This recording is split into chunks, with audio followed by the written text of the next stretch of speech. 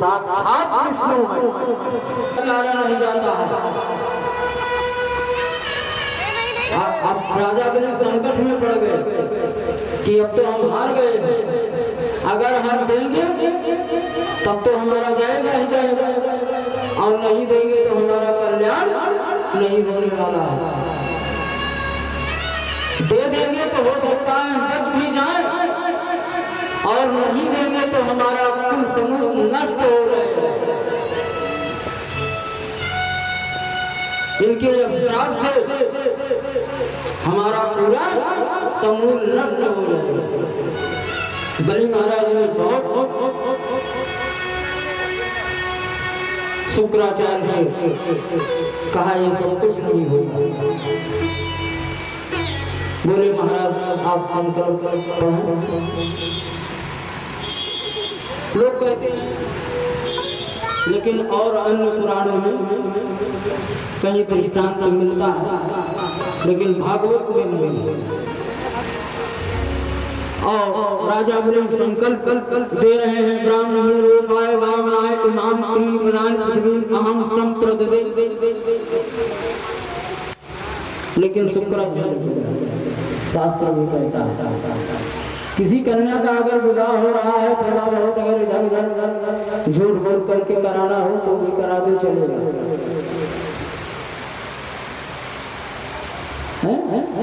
प्राण संकट में हो अपना, किसी ब्राह्मण की हत्या हो रही हो, किसी गौ की हत्या हो रही हो, ऐसे जगहों पर कुछ न कुछ झूठ बोल दोगे तो चलेगा। शुक्राचार्य ने बहुत मना किया, लेकिन राजा बने ने कहा कुछ नहीं, हम जो कह दिए हैं वो करेंगे। दे दिए पृथ्वी हम संपद दे। भगवान विराट रूप धारण किया, और विराट रूप धारण करके इनका पूरा 2 परख में सब कुछ नाश किया। एक परख और बचा। भगवान बोले राजा 2 परख में तो आपका सब कुछ नक गया, आगे एक परख आप कहाँ से दोगे? राजा बोले हाथ जोड़ करके की एक आकांक्षा पूर्ण करने के लिए भगवान मत्स्य का अवतार धारण किया था। बोले अमृत भगवान,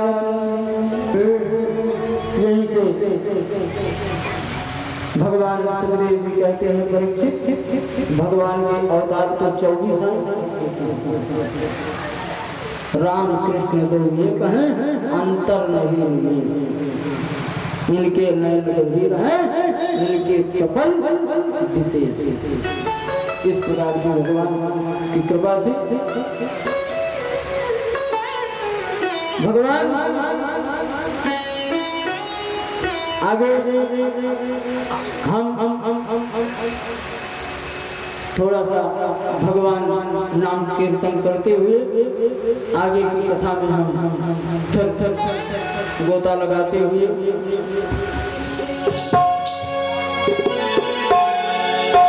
बिगड़ी मेरी बिगड़ी मेरी बिगड़ी मेरी काना बिगड़ी मेरी हो मेरे हो मेरे हो मेरे चांद काना में चलना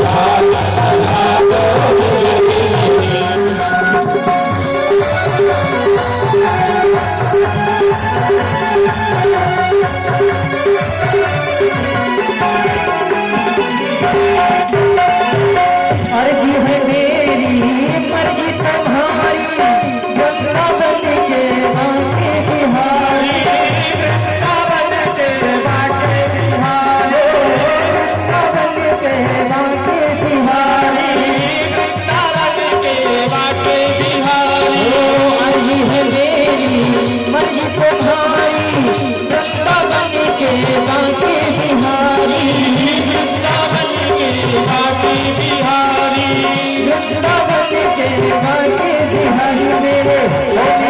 मेरे जीवन, ओ मेरे जीवन, ओ मेरे जीवन में आजा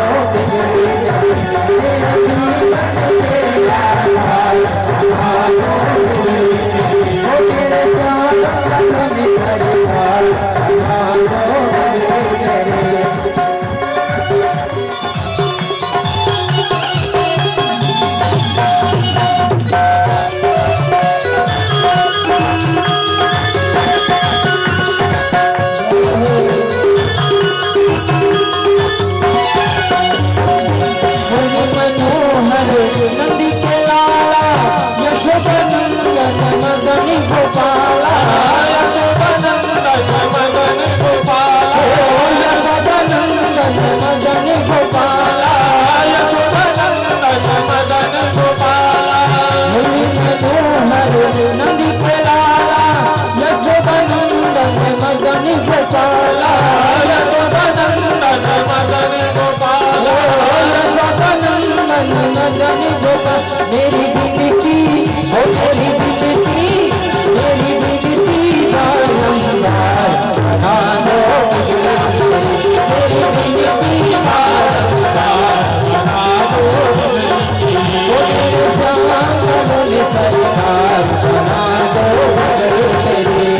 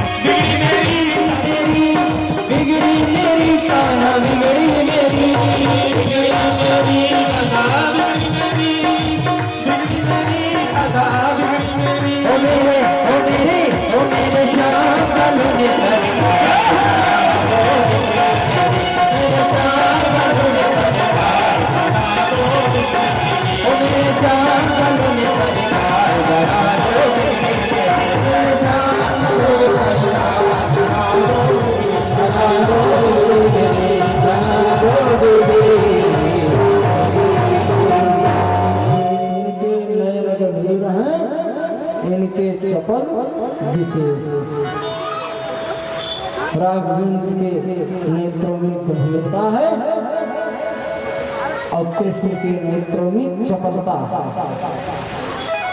यही तो दोनों में अंतर है। इसलिए परीक्षित ने राम के जीवन में जो किया वो करो, राम जी के किए हुए को करो, कृष्ण के कहे हुए को करो। मेरे राघवेंद्र के चरित्र का एक एक पहलू विचित्र है। राजा ने कहा मुझे आप राम कथा सुनाइए। महाराजा परीक्षित ने कहा आप हमको राम कथा श्रवण कराइए। सुखदेव जी बोले राजा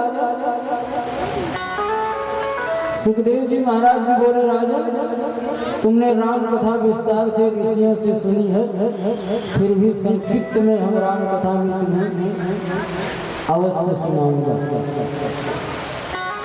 भगवान श्री राघवेंद्र ने जिस पवित्र वंश में अवतार लिया उसे हम लोग सूर्य वंश कहते हैं। उसे हम सूर्य वंश कहते हैं। नारायण के पुत्र हुए ब्रह्मा,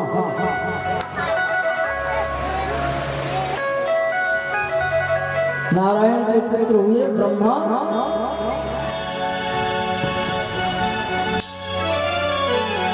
वो जगत चले आएंगे, प्रभु तुझे हमें बंदे हुए चले आएंगे, प्रभु तुझे हमें बंदे हुए चले आएंगे। जरा तारों से तारे मिला करके देख, जरा तारों से तारे मिला करके देख, मोहनी को दिल से बुला करके देख, मोहन को दिल से बुला करके देख, प्रभु तुझे हुए बंदे हुए चले आएंगे, प्रभु तुझे हुए बंदे हुए चले आएंगे।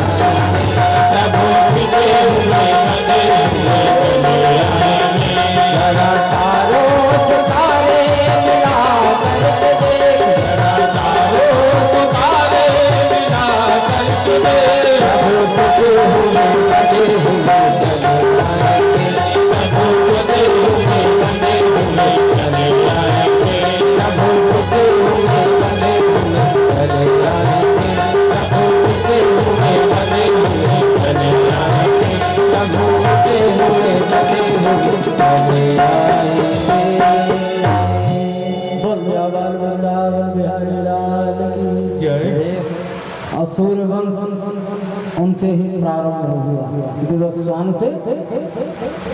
विवस्वान के द्वारा जो पुत्र उत्पन्न हुआ उसे हम क्या कहते हैं? वैवस्वत मन। वैवस्वत मन।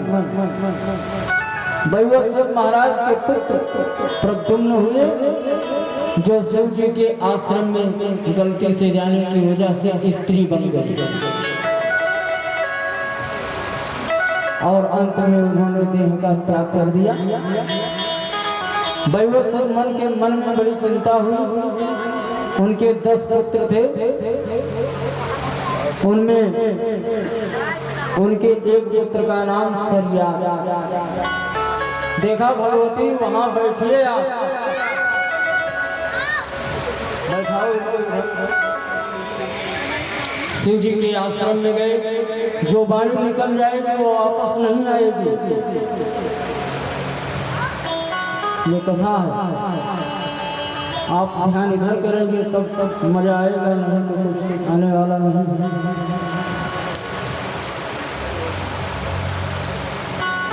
वैवस्वत मन कहते हैं, वैवस्वत मन महाराज के पुत्र हुए प्रद्युम्न। प्रद्युम्न जी जो शिव जी के आश्रम में गलती से जाने की वजह से स्त्री बन गए और अंत में इन्होंने देह का त्याग किया। वैवस्वत के मन में बड़ी चिंता हुई। उनके 10 पुत्र थे, उनमें उनके एक पुत्र का नाम है सरियात।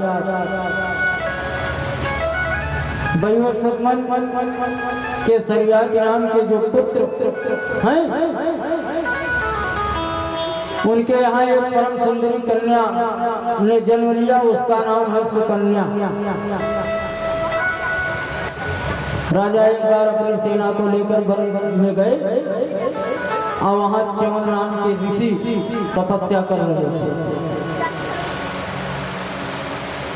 उसके सारे शरीर पर दीमक लगी थी, केवल आंखों के सामने 2 गड्ढे दिखाई दे रहे थे। सुकन्या ने कौतूहल बस या बाल चपलता बस एक तिनका लेकर ऋषि की आंखों में चुभो दिया। ऋषिवर की आंखों में चुभो दिया। च्यवन ऋषि क्रोधित हो गए, सारी सेना भयभीत हो गई और ऋषि को प्रणाम कर क्षमा याचना की। च्यवन ऋषि तो अंधे हो गए। राजा को इच्छा न होते हुए भी अपनी पुत्री सुकन्या का पाणी ग्रहण च्यवन ऋषि के साथ करना पड़ा। वयोवृद्ध थे और कन्या छोटी थी, लेकिन उसी के कारण सुकन्या का विवाह च्यवन ऋषि के साथ हुआ। सुकन्या ने अपने पति को बहुत सेवा की। अश्विनी कुमारों ने च्यवन ऋषि की आंखों को ठीक बना दिया और रोशनी प्रदान की। ये च्यवन ऋषि बहुत धर्मिष्ठ थे। विगत दिनों तक कन्या जब इनकी सेवा की तो अपने योग बल से, तपस्या के बल से और अश्विनी कुमार को बुला करके अपना शरीर उन्होंने पुष्ट कर लिया। सूर्यवंश के एक और प्रतापी राजा हुए नभग। महाराज नभग के हुए नाभाग और नाभाग के हुए अम्बरीश। अम्बरीश ये महाभाग है। इतनी बड़ी पृथ्वी के सम्राट होकर भी अम्बरीश के मन में जरा भी अभिमान नहीं था। साल भर में आने वाली प्रत्येक एकादशी का व्रत महाराज अम्बरीश करते थे। निर्जला एकादशी व्रत करते थे। हर मनुष्य को, हर जीव को भगवान का एकादशी का व्रत करना चाहिए। हमारा धर्म है। अम्बरीश महाराज एकादशी का व्रत करके दूसरे दिन ब्राह्मणों को भोजन कराते थे। स्वयं उसके बाद भोजन लेते थे। एक बार महाराज अम्बरीश ने एकादशी व्रत रखा था। दूसरे दिन प्रातःकाल उनके यहाँ दुर्वासा ऋषि आ गए और पधारे तो अम्बरीश बड़े गदगद हो गए। मेरे यहो भाग, मेरे घर पर संत दुर्वासा आए। बहुत प्रसन्न हुई। पत्नी सहित आए, उनके चरण पखारे और बोले, हे ऋषिवर, आप यही भोजन पाएंगे। दुर्वासा बोले, हाँ एकादशी व्रत तो मैंने भी किया था, आप भोजन तैयार करिए, मैं स्नान करके आ रहा हूँ। अब संत दुर्वासा जी स्नान करने गए और संध्या बंदन पूजा अर्चन में उन्हें बहुत समय लग गया। कभी कभी एकादशी व्रत के बाद द्वादशी बहुत कम समय तक मिलती है, उसके बाद त्रयोदशी लग जाती है। महाराज अम्बरीश ने और ब्राह्मणों से कहा कि क्या करें महाराज, ये तो बड़ा विलंब हो रहा है और त्रयोदशी लग जाएगी तो हमारे एकादशी का पारण होगा नहीं। तो आप ब्राह्मणों ने कहा, आप निर्जल व्रत करते हो आप जल से पारण कर लीजिए, अन्न मत खाइए। व्रत की 3 विधि होती है। जैसे अगर कोई निराजल व्रत रहता है तो वो जल से पारण करता है, और कोई जल पी के रहता है तो दुग्ध से पारण करता है, कोई दुग्ध पी के रहता है तो वो फल खा के पारण करता है, और जो फल दूध जल सब लेकर के व्रत करता है तो वो अन्न खा के पारण करता है। अम्बरीश महाराज को बताया था जल से पारण कर। भगवान का चरणोदक रखा हुआ था, इसी से महाराज थोड़ा सा जल ग्रहण कर लिए। वो भी भगवान का चरणोदक दुर्बारा से आए और उन्होंने कहा कि महाराज जी हमको बड़ा विलम्ब हो गया और आपका पारण के लिए भी आपको लेट हो रहा है, विलम्ब हो रहा है। तो अम्बरीश महाराज ने कहा कि स्वामी हम पारण कर लेंगे। वो भी भगवान का चरणोदक था, हमने ले लिया। तो कहा आप ब्राह्मण को निमंत्रण दे दिए, उसके बाद आपने इतनी बड़ी धृष्टता की कि आप पारण कर लिए बिना हमारे आदेश के। अम्बरीश महाराज दुर्वासा जी क्रोधित हो गए और अपने जटा को पकड़ करके पटका और एक उससे कृत्या उत्पन्न हो गई और कृत्या को लगा दिया। महाराज अम्बरीश के पास भेज दिया। बस भगवान का सुदर्शन अम्बरीश के पास रहता था, अम्बरीश की रक्षा के लिए, और उसने कृत्या का वध किया और दुर्वासा जी का पीछा कर लिया। कुल घुमाए, भगवान शिव के पास गए, इंद्र के पास गए, ब्रह्मा के पास गए, किसी के पास शरण नहीं मिला तो चले गए भगवान विष्णु के पास वैकुंठ और भगवान विष्णु से प्रार्थना किया है, भगवान आपका ये सुदर्शन चक्र हमारा पीछा किया है, हमको भस्म कर देगा। भगवान ने कहा अहम भक्त पराधीन स्वतंत्र योद्धुरा साधुर्ग्रस्त हृदयो भक्त जनप्रिय। हे महाराज हम भक्त पराधीन, हम भक्त के अधीन रहते हैं। मैं तो भक्त के अधीन हूँ, बस मैं भक्त के पराधीन को कैसे बचा सकता हूँ? जिसके पास से आए हो उसी के पास जाइए। महात्मा अम्बरीश के पास पहुंचे और सीधा अम्बरीश के चरणों में फाट पड़े। अम्बरीश ने उठाया, कहा महाराज ये भूल क्यों आप कर रहे हो? 1 साल तक दुर्वासा के पीछे पड़ा था सुदर्शन, और 1 साल अम्बरीश महाराज एक पैर पर खड़े होकर के दुर्वासा जी का इंतजार कर रहे थे।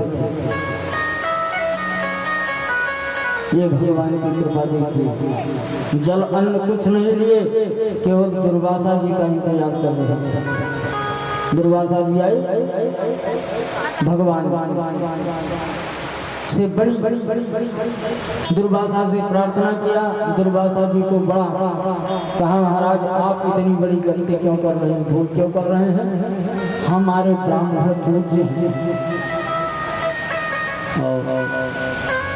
अम्बरीश महाराज तुरंत भगवान से प्रार्थना की, हे भगवान यदि हम संतों में अपनी निष्ठा रखी हो, अगर हम कभी किसी ब्राह्मण का अपमान न किया हुआ हो तो ये सुदर्शन शांत हो गया। सुदर्शन शांत हो गया। महाराज दुर्वासा की बढ़िया सेवा की, और सेवा करने के बाद हाथ जोड़ करके कहा, मैंने भगवान और संतों में कोई अंतर नहीं समझा। हे महर्षि, हम ब्राह्मण को, संत को और भगवान को, देवता को कभी मैं अंतर नहीं समझता।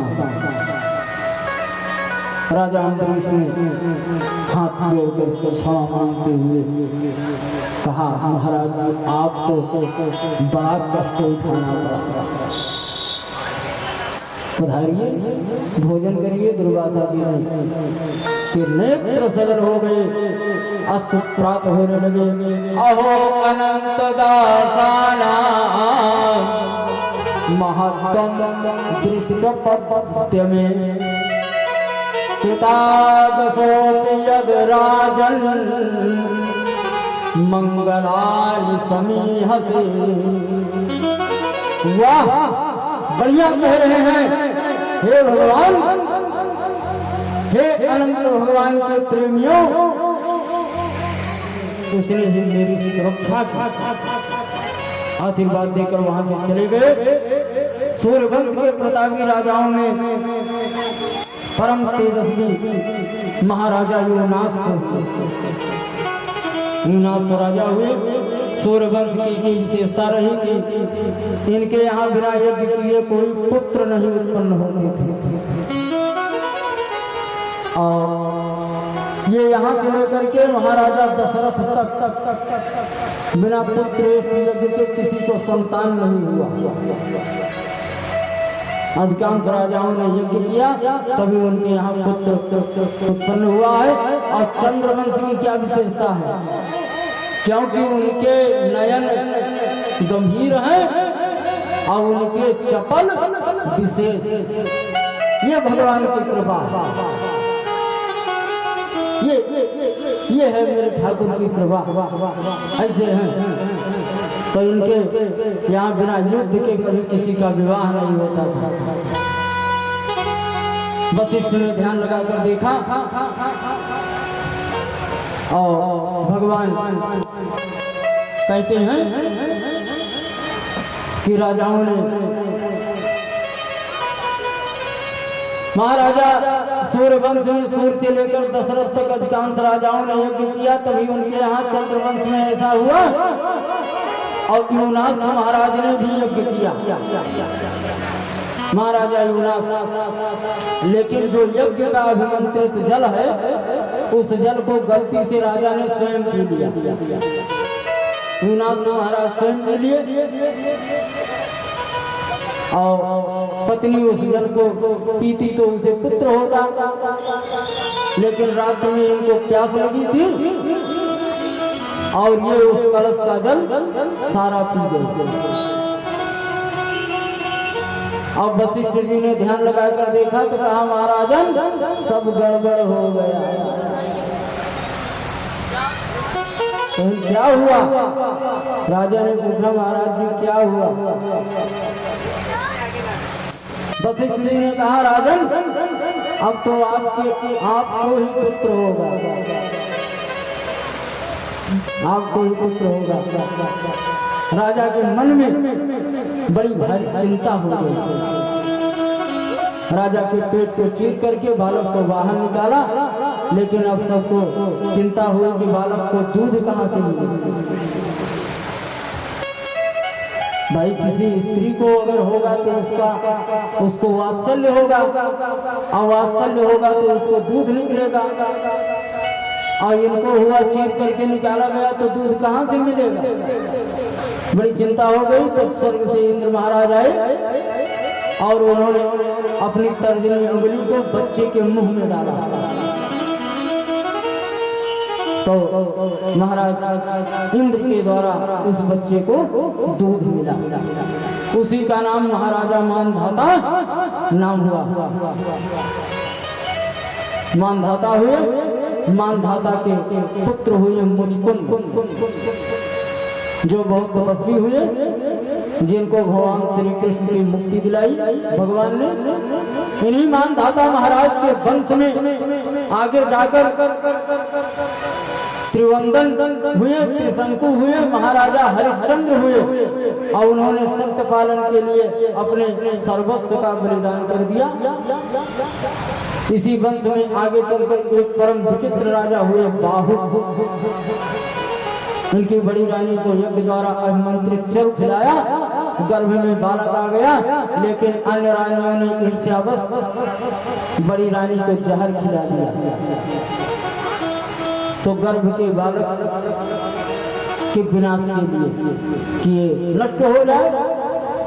लेकिन गुरुदेव वशिष्ठ जी की कृपा से, मंत्र शक्ति के प्रभाव से गर्भ में बालक को मरने नहीं दिया, बल्कि बालक ने जन्म लिया तो जहर उसके सिर पर रखा हुआ था।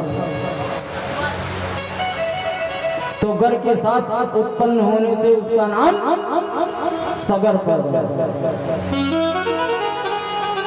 सगर पड़ गया। सगर की दो पत्नियां थी, एक का नाम सुमति और दूसरी का नाम केसनी। केसनी के हुए असमंजस और सुमति ने एक मांस का पिंड उन्हें दिया। केवल वैसे मांस ही पैदा हुआ, तो उस टुकड़े को ये 7,000 टुकड़े बना दिए। उस मांस के टुकड़े को क्रोध में आकर के, और वो सब मंत्र के प्रभाव था उसमें, वो सब बालक बन गए। सगर राजा ने अश्वमेध यज्ञ किया, यज्ञ का घोड़ा इंद्र चुरा ले गए, चुरा करके ले गए। त्रिनेत्र ने वो घोड़ा कपिल देव के आश्रम में बांध दिया और वहां से अंतर्ध्यान हो गए। सगर के पुत्रों ने जमीन को इतना खोदा कि पूरा सागर बना दिया, इतना खोदा जिसका नाम पहले समुद्र ही था, लेकिन सगर के पुत्रों ने इसको खोदा तो इसका नाम हो गया सागर। कपिल मुनि के आश्रम में घोड़े को बना देखा, उन्हें भ्रम हो गया कि ये घोड़ा चुरा करके लाए थे। कपिल मुनि को मारने के लिए दौड़े और भगवान कपिल ने जब नेत्र खोला तो सबके सब भस्म हो गए, जितने पुत्र थे तो भस्म हो गए। असमंजस के पुत्र हुए अंशुमान, एक पुत्र बचा असमंजस, तो असमंजस से पुत्र हुए अंशुमान। अंशुमान ने तपश्चर्या करके कपिल देव को प्रसन्न किया, तो महात्मा कपिल ने कहा भगवान वामन के चरणों से जब प्रकट होकर गंगा आएगी तो इन सबका कल्याण हो जाएगा। अंशुमान ने ब्रह्मलोक से गंगा जी को उतारने के लिए बड़ी तपस्या की, लेकिन निष्फल रहे। उनके पुत्र हुए दिलीप, दिलीप ने भी तपस्या किया, लेकिन काम नहीं बना। तो उनके पश्चात हो गए भगीरथ। भगीरथ महाराज ने तपस्या की, माता गंगा जी को लाया। गंगा जी ब्रह्मा जी के कमंडल से निकलकर पहले ध्रुव लोक में आई, फिर सप्त ऋषि मंडल में आई और वहां से शिव जी की जटा में पधारी, फिर सुमेर पर्वत पर आई, फिर हिमालय पर आई, फिर हिमालय से निकलती आरंभ किया। भगीरथ के साथ गंगा पधारी, सगर के पुत्रों की भस्म का स्पर्श किया, उन्हें सद्गति प्राप्त हो गई। महापराक्रमी भगीरथ के वंश में राजा खटवांग हुए, फिर दीर्घवायु हुए। रघु की कीर्ति बहुत फैली और सूर्यवंश रघुवंश के नाम से प्रसिद्ध हो गया। महाराजा दशरथ परम तेजस्वी पराक्रमी थे, वो अयोध्या में राज करते थे। 3 रानियां उनके थी, लेकिन संतान किसी को नहीं थी। महाराज वशिष्ठ जी के पास गए। वशिष्ठ जी ने कहा पुत्र का यज्ञ करो राजन, इस यज्ञ से तुम्हारे 4 पुत्र होंगे। राजा ने पुत्र का यज्ञ किया तो यज्ञ कुंड से क्षीर का जल लेकर स्वयं अग्निदेव प्रकट हो गए। देखिए कई जगह प्रमाण आया है, आपको थोड़ा सा बता दें, कई जगह प्रमाण आया है, कर चाहिए स्त्री सधवा हो या विधवा हो, कुशा की पैंती इनको नहीं धारण करना चाहिए, विधान नहीं, और अग्नि में आहुति नहीं प्रदान करनी चाहिए, बिना तुझ के बिना यज्ञोपवीतधारी के किसी को भी हवन करने का अधिकार नहीं है, शास्त्र कहता है। लेकिन यहाँ कोई मानने वाला नहीं है, सब मनमाना आचरण करते हैं तो उसका फल कहाँ से मिले? कहिए महाराज जी आपका हम सुल्तानपुर में रहा नहीं, इतनी बड़ी समस्या है।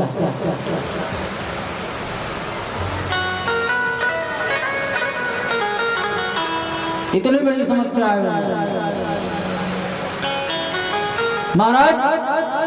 महाराजा दशरथ पुत्रेष्ठ यज्ञ किए और उसमें बढ़िया अग्निदेवता चल लेकर स्वयं अग्निदेव प्रकट हो गए और राजा से कहा इसे अपनी रानियों को खिला दिया। अगर रानी वहां होती यज्ञ में हवन अगर करती होती तो वो क्यों कहते कि अपनी रानी को ले जाके खिला देना, बोलते यहीं दे दो खा लेंगे, लेकिन नहीं कहा इसको ले जाके अपनी रानियों को देना और सबको खिला देना, पुत्र होंगे, दिव्य संतान होंगी। गुरु वशिष्ठ की आज्ञा से बड़ी रानी कौशल्या को अर्धभाग और अर्धभाग सुमित्रा और कैकेयी को बांट दिया। तीनों रानियां गर्भवती हो गईं, पूरी अयोध्या दुल्हन की तरह सज गई। सब लोग के मन में आनंद उल्लास हो गया। किला में तिथि मधु मास पुनीता, शुक्ल पक्ष अभिजित हरि प्रीता। राजा रामचंद्र की भगवान राम का प्राकट्य हो गया। भक्तों आइए हम भी भगवान का थोड़ा सा भय प्रहारी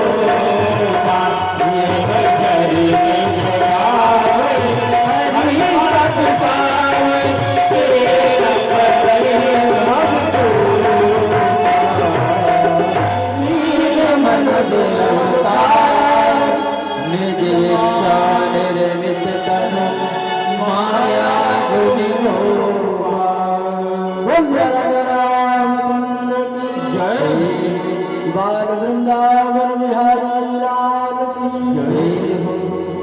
भगवान चैत्र मास के शुक्ल पक्ष की नवमी तिथि अभिजीत मुहूर्त में दिन के ठीक 12 बजे श्री राघवेंद्र प्रभु का प्राकट्य हो रहा है।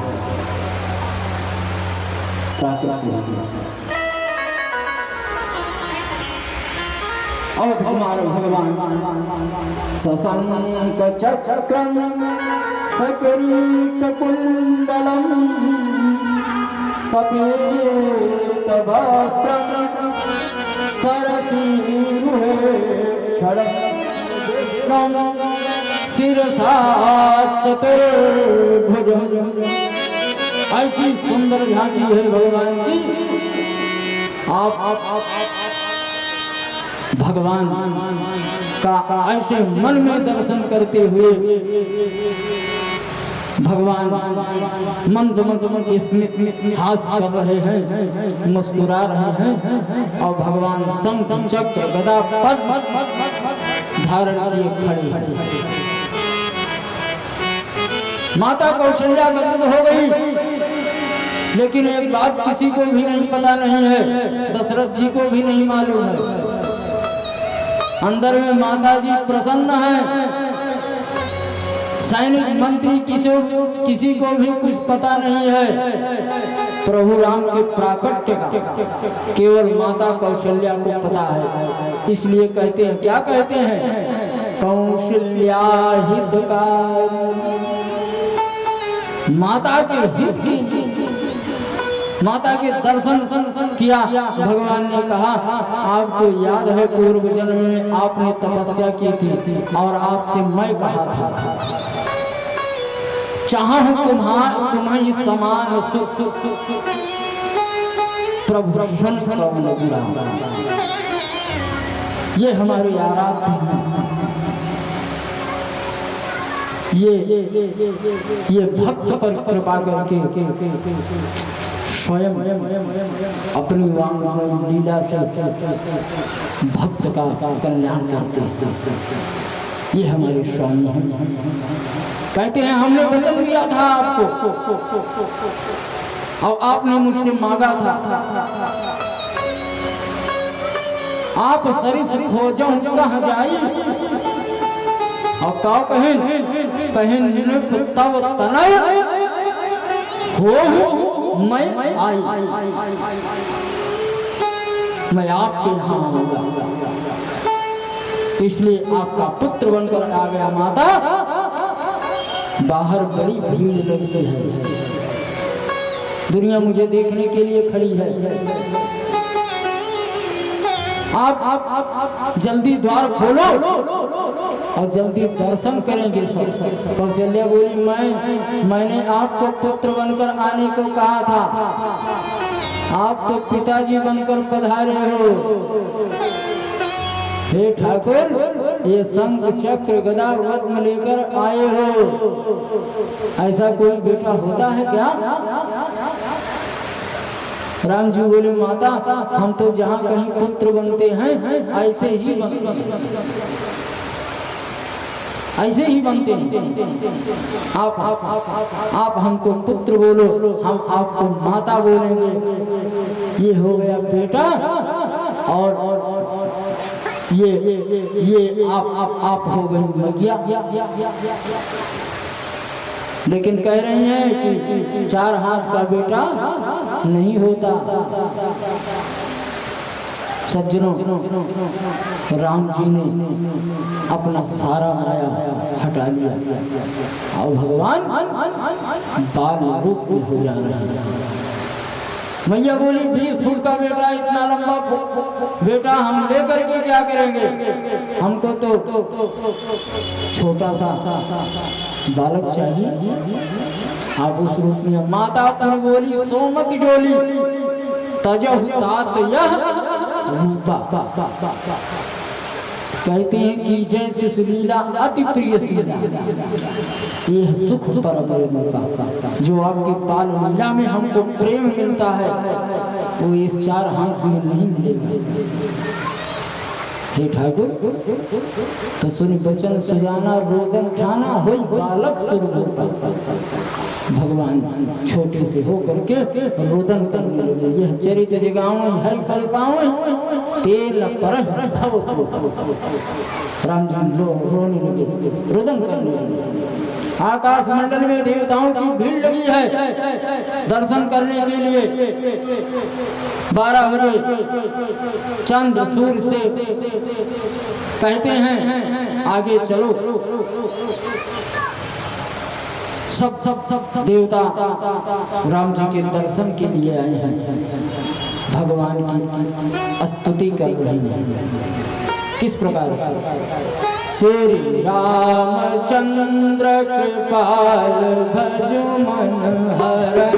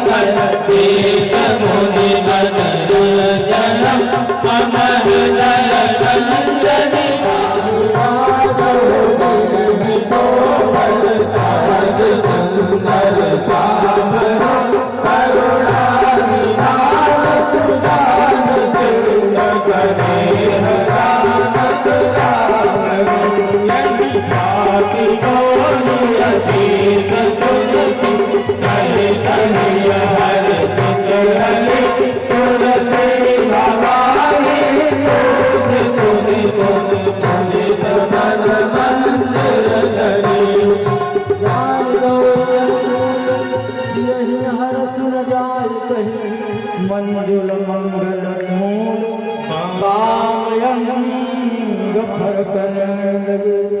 देवताओं ने तो रामचंद्र नाम पहले नारायण ने श्री भरतलाल को जन्म दिया है। सुमित्रा जी ने लक्ष्मण और शत्रुघ्न लाल को जन्म दिया है। दशरथ महाराज के आनंद की सीमा नहीं रही। दशरथ जी महाराज भगवान का जात कर्म संस्कार कराने आए।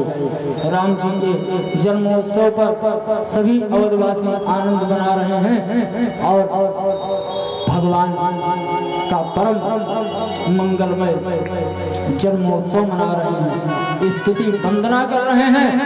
राजा परीक्षित को रामचरित्र बहुत संक्षिप्त सुनाया। भगवान में राम कथा कहते हैं कि तुलसी बाबा ने राम कथा को सुंदर शब्दों में अभिव्यक्त किया है। मर्यादित राम कथा है। आचार्य तुलसीदास जी की गोस्वामी तुलसीदास जी ने बहुत सुंदर निरूपण किया है। मास दिवस भार दिवस कुल मरम जाने को 1 महीना हो गया राम जी का जन्मोत्सव मनाते, किसी को पता नहीं चला। आनंद स्वयं कृष्ण है, आनंद स्वयं राम है, इसलिए अवध भर राम हुए हैं और आनंद हो रहा है। कहते हैं इनका नामकरण हो रहा है, कर रहे हैं कि जो आनंद सिंधु सुख राशि करते त्रैलोक सुपासी। जो आनंद सिंधु सुख राशि करते त्रैलोक सुपासी।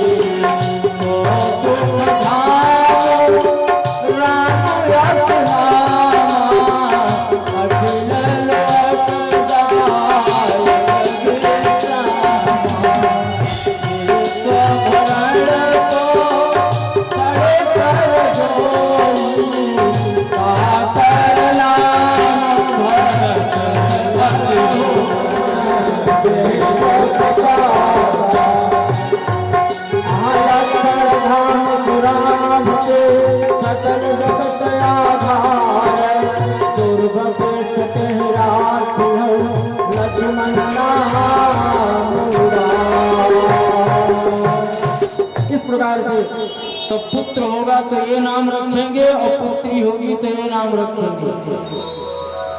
स्वतः सब कार्य संपन्न कर लेते हैं, किसी की आवश्यकता नहीं। और नाम भी ऐसा रखेंगे कि जो नरकगामी,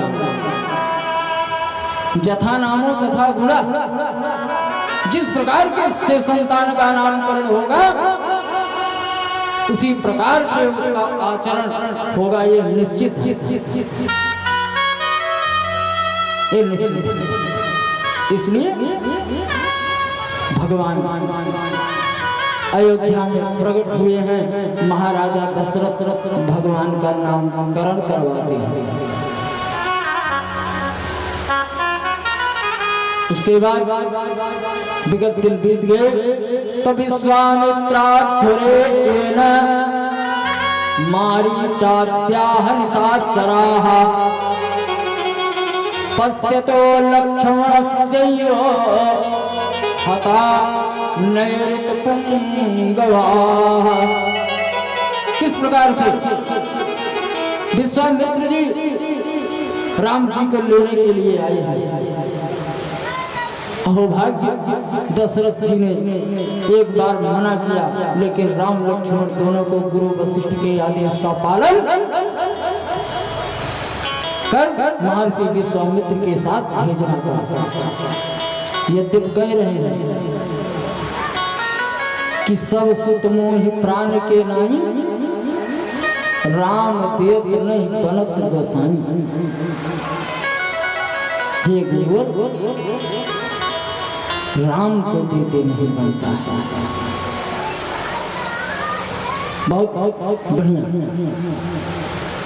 प्रभु गए हैं, बीच मार्ग में प्रभु ने ताड़का का उद्धार किया।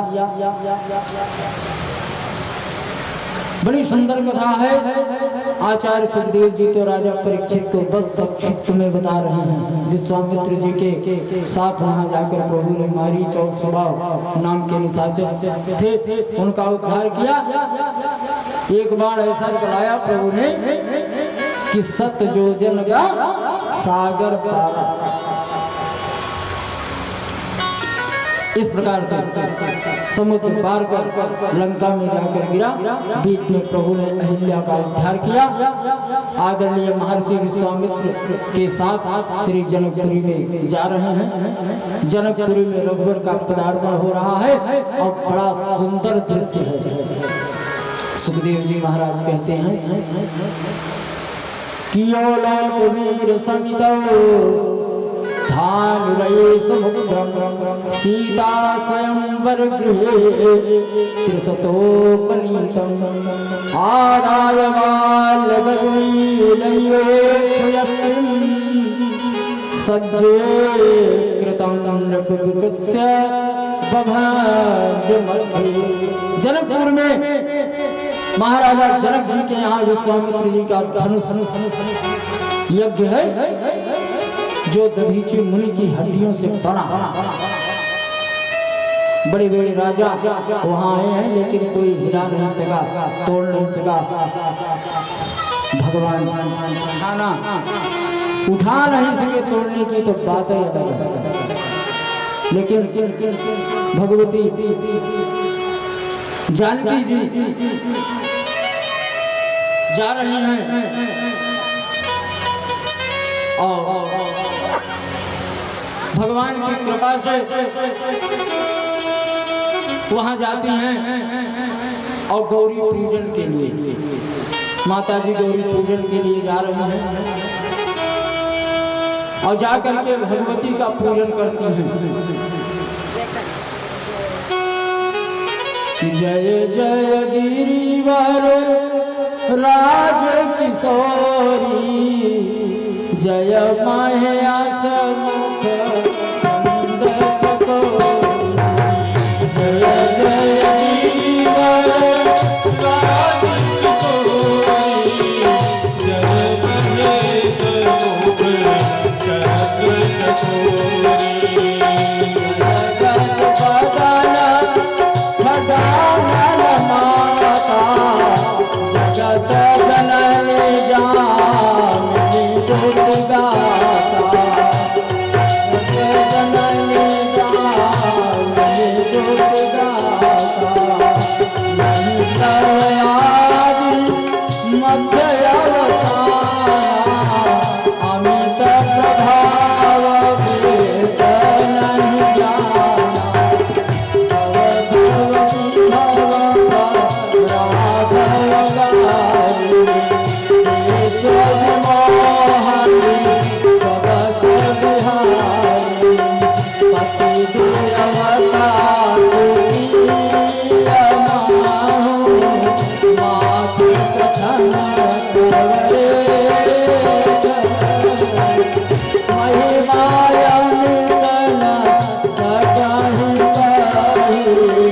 सहस सारदा से सेवत सोय सुलभ फल चारी वरदायनि पुरारी प्यारी देवी देवी पद कमल तुम्हारे सुरन रमुनि सद होई सुखारी मोर मनोरथ जाना हुई के बसाहु सदा पुर सबरी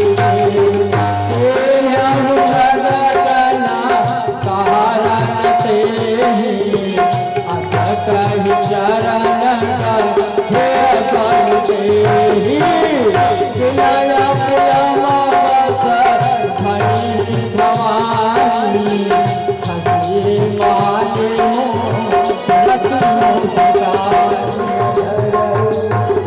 सुनो सिय सात्य शेष हमारी ओ जग मन